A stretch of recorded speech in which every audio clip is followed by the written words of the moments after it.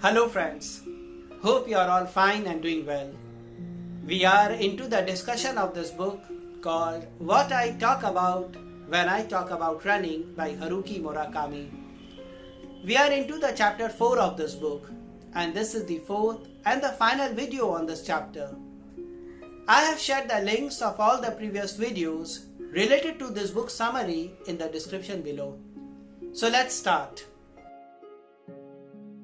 The name of this chapter is Most of what I know about writing fiction, I learned by running every day.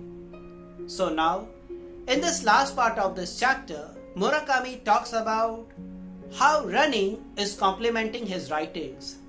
He says that it's through running that he has got practical and physical lessons. In his words, he says, running has taught me how much can I push myself, how much rest is appropriate, how much is too much, how far can I take something and still keep it decent and consistent. When does it become narrow-minded and inflexible? How much should I be aware of the world outside, and how much should I focus on my inner world?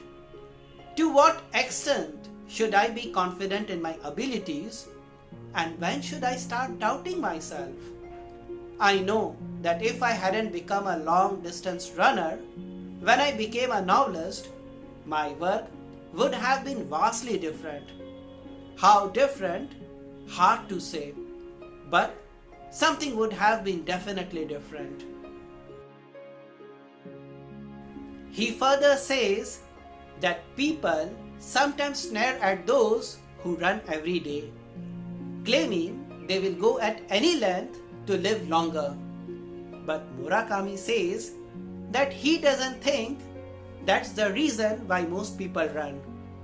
He says most people run not because they want to live longer, but they run because they want to live life to the fullest.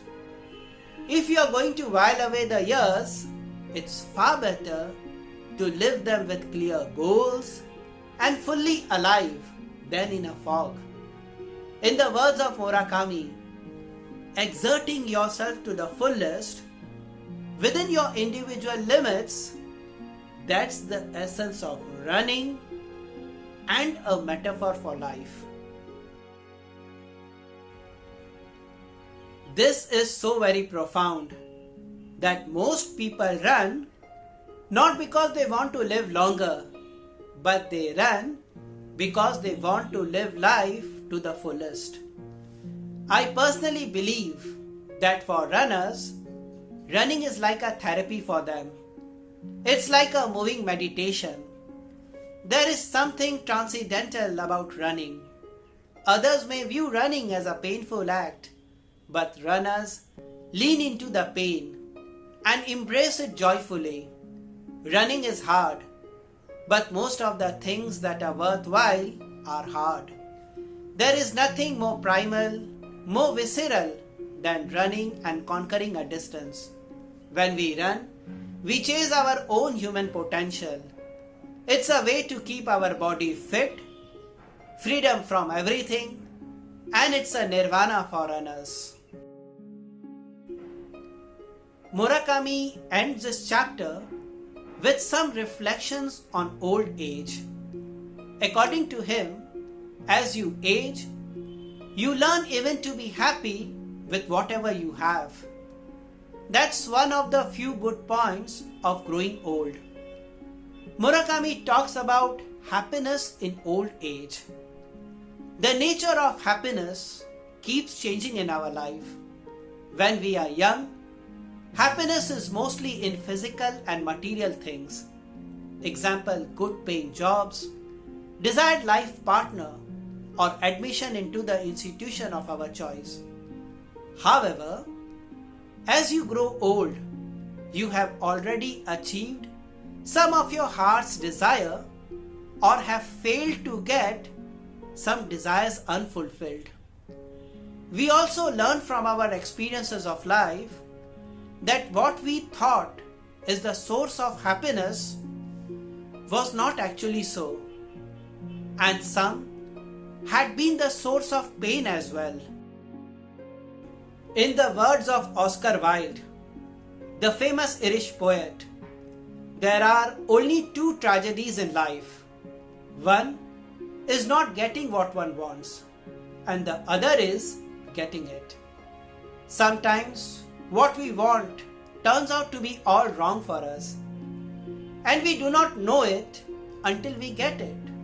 Hence, a mature, wise, and an old person does not chase worldly things, but seeks to enjoy whatever he or she has. Therefore, success at the old age comes from inside, due to contentment and gratitude. This reminds me of a story that an old man had only 8 hairs on his head.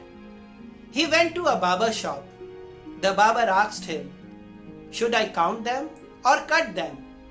The old man replied, "Color them." That's life. And this is the message we get towards the end of this chapter. That we can be happier if we start counting our blessings and care for what is still left instead of worrying for what is gone and lost. So here we complete this chapter 4. This was a long chapter, but was full of valuable lessons and messages. So to summarize what we have heard today, number 1, most people run not because they want to live longer, but they run because they want to live life to the fullest. Number 2, as you age, you learn even to be happy with whatever you have.